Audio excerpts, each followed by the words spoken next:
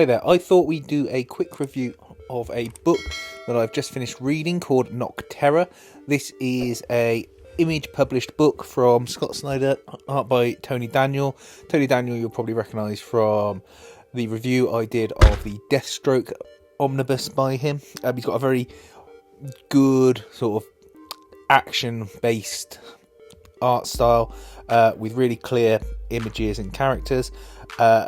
And it's not the kind of art style I dislike, which is the really wishy-washy, over-the-top artistic style, which again, a lot of people appreciate, but not myself. So anyway, this is based in a world where all of a sudden it went dark. The sun and the stars were still there, but you couldn't see them. The sky just got blacked out.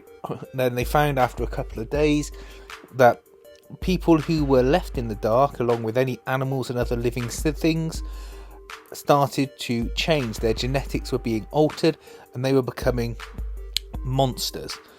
Then people start realizing they have to stay in a light source of some type in order to allow them to stay alive and not change.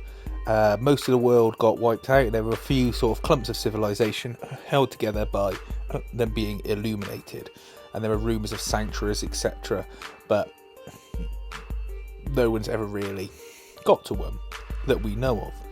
And you join our main character, Sundog, that's her. People go by their sort of trucker convoy names now, and she, along with her brother, live in one such settlement or outpost, and she's a trucker or ferryman, a person who transports people or goods from one settlement to another in these electric powered big rigs covered in lights. They're sort of, these tough roughneck type people. Anyway, after doing a job, you see that she gets approached by an old man and a young girl who is his granddaughter. He says that he knows of a sanctuary. There's big money if she can get him to there, and at first she declines the offer, but she takes it up in the end because her brother has been exposed to the darkness and is mutating, and this is sort of her last hope. In the meantime, she sets off, and a guy called Blacktop Bill, as you can see here in this picture, he's totally encased in some sort of nanofilament suit that allows him to burn things to the touch, and he's also a psychopath as well.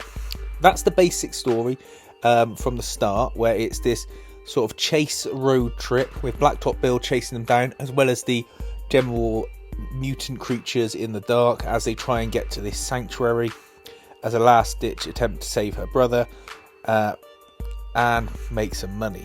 You get a countdown timer that we just flick past in the form of miles, showing how far they've travelled from the outpost. It's a nice way to illustrate distance and time passed, and you get introduced to the world as you go along. There are sort of little rest stops and different creatures, and you see how they hunt for food, etc., all of which I won't go into in too much depth because it will spoil it for you. But as I say, you get a lot of world building, but there's never any real sort of extended downtime or filler. This is a real sort of action-filled, fun, sci-fi horror adventure. There's just enough pseudoscience in it to keep you going, and there's some relatively straightforward explanations as to what caused the darkness. Again, you'll have to buy it and read it to find that out. But there's just enough to get your imagination going, which is what you need in this kind of story. Too little explanation and it's all a bit sketchy. Too much and it just becomes bogged down in itself and no fun to read. Now you get flashbacks to her and her brother when the darkness first came and how they coped with that and how their parents responded and what happened to them.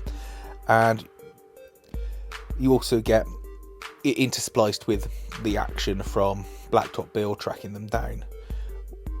You get 6 issues in this story, and where I think we'll leave it is by saying that they reach a settlement.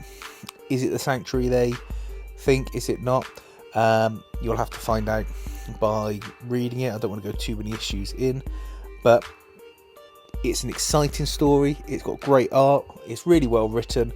It's fast to read, and it's just a great book. I know that this collects issues 1 to 6. I know that issue 7 is scheduled for release in January. I'm going to trade sit and wait for the trade to come out so I can get it digitally a bit cheaper, and we'll see where it goes from there. Hopefully it keeps at the pace. I hope that Scott Snyder has got a plan for this book. Who knows, it might just be 12 issues long, it might just be 18 issues long.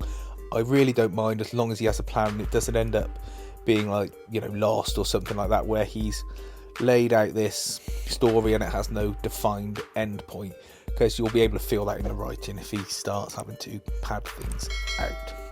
So look, let me know if you've read this book. Did you enjoy it? Is this something you were thinking about getting and you weren't sure? And has this changed your mind in any way? Please feel free to like and subscribe, and thanks for watching.